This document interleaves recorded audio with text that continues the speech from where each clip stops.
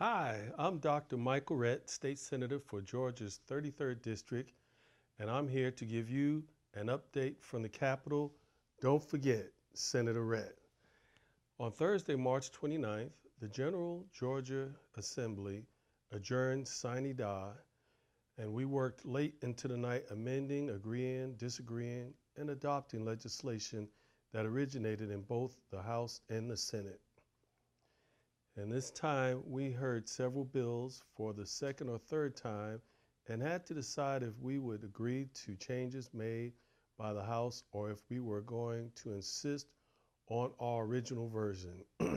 This process takes a lot of attention to detail, and sometimes we don't always end with the results we are hoping for.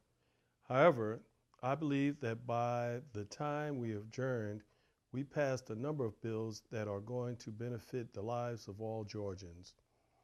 The first bill I want to highlight is House Bill 684, or the 2019 fiscal year budget. This bill is the only mandatory piece of legislation that the General Assembly must agree upon and pass during session. This year, the bill was not adopted until the last minute because the House and the Senate had a few differences in certain allocations of the funding. The budget this year totaled to a record of just over $26 billion to be spread across systems in our state.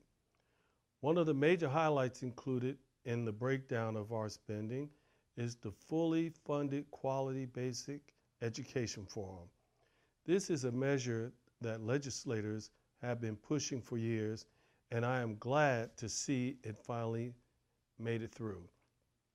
Another piece of legislation that I want to mention is House Bill 673, or the Hands-Free Georgia Act.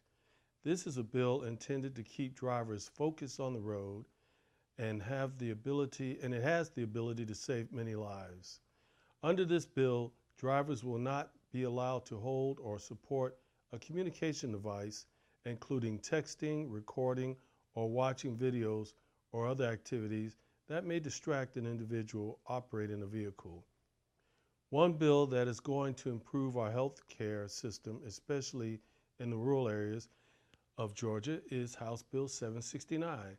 This bill will create the Rural Health System Innovation Center within the State Office of Rural Health. The bill outlines the duties of the centers, such as pilot projects, and would create micro-hospitals which would have 2 to 7 beds and provide services 24/7. The last bill I want to mention that received final passage from the House and the Senate is Senate Bill 362. This bill will do away with certain statewide assessments for our students and require a new assessment program for periodic testing throughout the school year. This bill will help our students and teachers see what areas students need the most assistance in so they can continue focusing on these areas throughout the remainder of the school year. Though the 2018 legislative session is now complete, my work as your state senator is continuous. If you ever have any questions or concerns, please contact my office so I can help you. Thank you for allowing me to serve Senate District 33, and I look forward to seeing what new legislation we can bring to the table next year. And don't forget, Dr. Rhett.